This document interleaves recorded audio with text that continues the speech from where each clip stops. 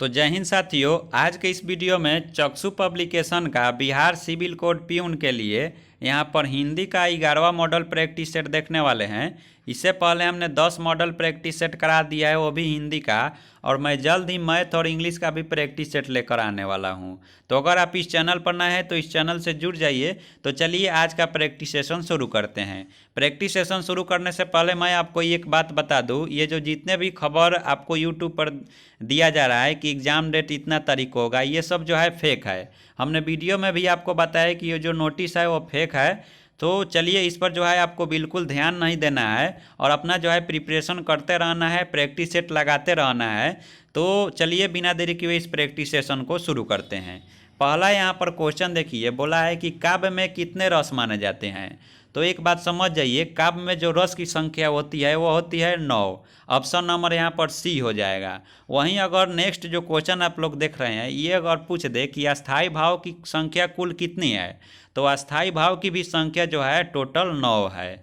ठीक है, option number A हो जाएगा इसका राइट आंसर। नेक्स्ट यहाँ पर क्वेश्चन बोला है कि यहाँ पर देख लीजिए कि वो अगले बरस आएगा, इस वाक्य में कौन सा कारक है। तो देखिए यहाँ पर अगर कोई भी संज्ञा या सर्वनाम अगर संबंध दिखा रहे हैं, जैसे बोला है कि वो अगले बरस आएगा, यानी कि कोई बता रहा है कि वो अगले बरस आएगा, तो ये दोनों में रिलेशन बना रहा है, तो इसलिए यहाँ पर जो है संबंध कारक हो जाएगा। ऑप्शन नंबर बी हो जाएगा इस क्वेश्चन का राइट आंसर। नेक्स्ट जो क्वेश्चन है वो बोला है कि हिंदी साहित्य की भूमिका के लेखक कौन है। तो देखिए हिंदी साहित्य की भूमिका के जो लेखक हैं वह है यहाँ पर हजारी प्रसाद द्विवेदी। ठीक है फ्रेंड्स, नेक्स्ट यहाँ पर जो क्वेश्चन है वो बोला है कि ठीक ठीक न्याय हो जाने के लिए उचित लोकगीत चुने। तो ठीक ठीक न्याय हो जाना यानी कि दूध का दूध और पानी का पानी हो जाना, ऑप्शन नंबर सी हो जाएगा इस क्वेश्चन का राइट आंसर।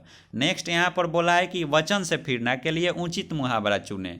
तो देखिए वचन से फिरना यानी कि थूकर चाटना, ऑप्शन नंबर ए हो जाएगा। नेक्स्ट यहाँ पर जो क्वेश्चन है वो बोला है कि निम्नलिखित में से कौन सा वाक्य अशुद्ध है।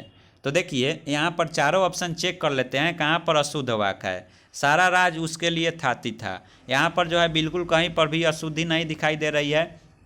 यहाँ पर देखिएगा बोला है ऑप्शन बी में ऐसी एकाध बात और देखने में आती है। देखिए यहाँ पर होना चाहिए कि ऐसी एकाध बातें और देखने में आती है, ये होना चाहिए। ऑप्शन नंबर बी में जो है अशुद्धि है, इसलिए ऑप्शन नंबर बी इस क्वेश्चन का राइट आंसर हो जाएगा। नेक्स्ट है आपको बताना है चारों ऑप्शन में से स्त्रीलिंग शब्द कौन सा है। तो देखिए इन चारों में से केतली जो है स्त्रीलिंग है, ऑप्शन नंबर डी जो है इस क्वेश्चन का राइट आंसर हो जाएगा। नेक्स्ट जो क्वेश्चन है कि हिंदी की मूल उत्पत्ति किससे मानी गई है, काफ़ी वेरी इंपॉर्टेंट है और बहुत सारे एग्जामों में पूछा भी जा चुका है। तो सौर सेनी अपभ्रंशन जो है ये जो है हिंदी की मूल उत्पत्ति इसी से मानी जाती है, ऑप्शन नंबर डी हो जाएगा। नेक्स्ट यहाँ पर क्वेश्चन है बोला है कि इन चारों में से आपको बताना है कि तुलसीदास इन चारों में से किसकी रचना नहीं किए थे।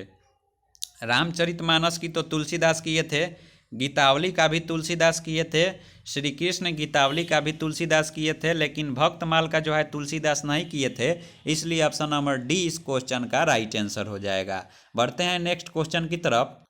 तो यहाँ पर देखिए नेक्स्ट जो क्वेश्चन है वह मुहावरा से है और आपको बताना है कि एरिया रगड़ना मुहावरे का सही अर्थ क्या होगा। तो एरिया रगड़ना मुहावरे का सही अर्थ होता है बहुत दौड़ धूप करना, ऑप्शन नंबर सी हो जाएगा इस क्वेश्चन का राइट आंसर।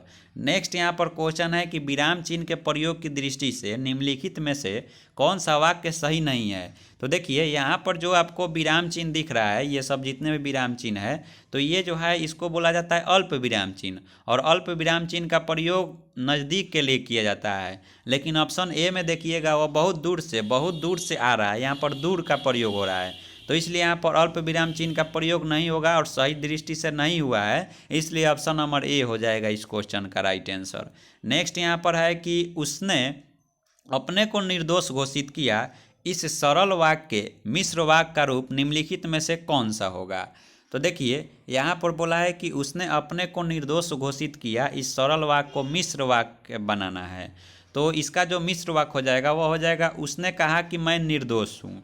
ठीक है, नेक्स्ट यहाँ पर अगर क्वेश्चन की बात करें तो वो बोला है कि देखा गया हो क्रिया के किस पक्ष का उदाहरण है। देखा गया हो यानी कि भूतकाल में है, और भूतकाल के किस काल में, तो ये जो है समवाय भूतकाल है। ठीक है, ऑप्शन नंबर डी हो जाएगा। नेक्स्ट यहाँ पर क्वेश्चन है कि जो इंद्रियों की पहुँच से बाहर हो वाक्यांश के लिए एक शब्द बताइए। तो जो इंद्रियों की पहुँच से बाहर हो उसको बोलते हैं इंद्रियतीत। ऑप्शन नंबर सी हो जाएगा इस क्वेश्चन का राइट आंसर। नेक्स्ट यहाँ पर क्वेश्चन की तरफ बढ़ते हैं।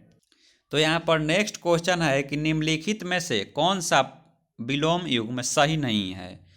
ऑप्शन ए देखिएगा, भद्र का अभद्र होता है, भय का साहस होता है, यह भी सही है। मूढ़ का ज्ञानी होता है, यह भी सही है। मान्य का धान्य नहीं होता है, मान्य का अमान्य होता है। इसलिए ऑप्शन नंबर डी जो है इस क्वेश्चन का राइट आंसर हो जाएगा। नेक्स्ट है यहाँ पर निम्नलिखित में से कौन सा शब्द मस्तक का पर्यायवाची है। मस्तक का पर्यायवाची जो है इसमें देखिएगा तो ललाट हो जाएगा। ऑप्शन नंबर बी इस क्वेश्चन का राइट आंसर हो जाएगा। नेक्स्ट है कि सीता सखियों सहित पुष्प वाटिका गई। ये जो आपको रेखांकित जो यहाँ पर वाक्य दिखाई दे रहा है, ये जो है किस भेद का उदाहरण है। तो देखिए सीता सखिया सहित यानी संबंध यहाँ पर दिखा रहा है, इसलिए ऑप्शन नंबर सी हो जाएगा इस क्वेश्चन का राइट आंसर। नेक्स्ट है यहाँ सब पर समास से, और इसकी चर्चा हमने अपने समास वाले वीडियो में किया है कि जहाँ पर भी शुरू में प्र या प्रतिदिन आ जाए तो वहाँ पर अव्ययी भाव समास हो जाएगा। यहाँ पर भी जो है प्र वाला यहाँ पर आया हुआ है, इसलिए ऑप्शन नंबर ए हो जाएगा। नेक्स्ट यहाँ पर क्वेश्चन देखिए। नेक्स्ट जो क्वेश्चन है वो स्वर संधि से है, और आपको बताना है पो प्लस अन यानी कि पावन का जो है किस संधि स्वर संधि का उदाहरण है। तो हमने स्वर संधि जो पढ़ाया था वीडियो में, ट्रिक वाला जो संधि का वीडियो है हमारा, वो आप जाकर देख सकते हैं। उस पर जो है हमने इसका चर्चा किया है कि आप अयादी संधि को कैसे पहचान सकते हैं। यहाँ पर पो प्लस अन जो है अयादी संधि है। ऑप्शन नंबर बी इस क्वेश्चन का राइट आंसर हो जाएगा। नेक्स्ट है कौन सा स्वर कंठ ताल कंठ जो है कंठात लय है। ठीक है, तो यहाँ पर देखिए जो ये यहाँ पर स्वर कंठा ताल है, ये जो है आपका ए होगा। यहाँ पर ऑप्शन नंबर डी इस क्वेश्चन का राइट आंसर हो जाएगा। नेक्स्ट यहाँ पर क्वेश्चन है कि निम्नलिखित में से कौन सा अंत अस्त व्यंजन है। तो देखिए फ्रेंड्स, अंत अस्त व्यंजन जो होता है वह होता है य, र, ल और व। ये चार जो है अंत अस्त व्यंजन है। तो यहाँ पर ल जो है यहाँ पर ऑप्शन नंबर ए में है। ऑप्शन ए जो है राइट आंसर हो जाएगा।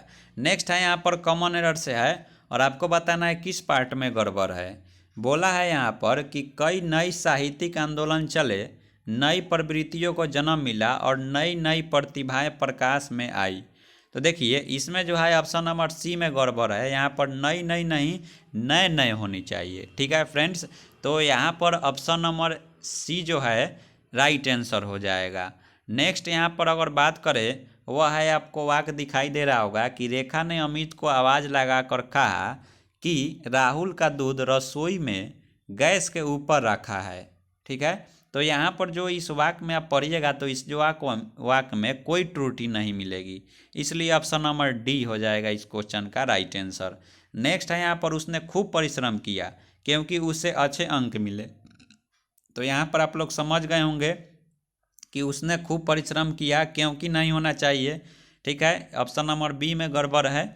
उसने खूब परिश्रम किया ताकि उसे अच्छे अंक मिले, ये होना चाहिए। ऑप्शन बी हो जाएगा। 10 है आनंद जिसका दशानन यानी रावण, यह कौन सा समास है। तो यहाँ पर दोनों पद अप्रधान हो रहे हैं और तीसरा का अर्थ निकल रहा है, तो वहाँ पर बहुब्रीहि समास हो जाएगा। ऑप्शन नंबर बी हो जाएगा। नेक्स्ट जो क्वेश्चन है कि धोती शब्द का बहुवचन रूप है। तो धोती का जो होता है वह धोतिया होता है। तो यहाँ पर जो है ऑप्शन नंबर बी जो है option number B right answer हो जाएगा।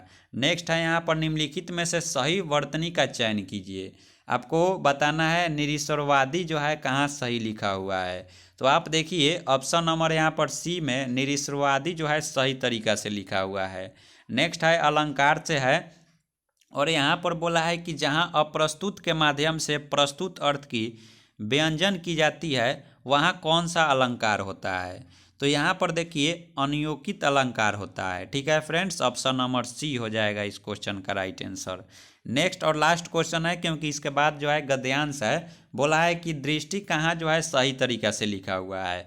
तो आप ऑप्शन नंबर बी में देखिएगा, दृष्टि जो है सही तरीका से लिखा हुआ है, इसलिए ऑप्शन नंबर बी हो जाएगा। तो आज के लिए बस इतना ही, फिर मिलते हैं नेक्स्ट वीडियो में, तब तक के लिए जय हिंद।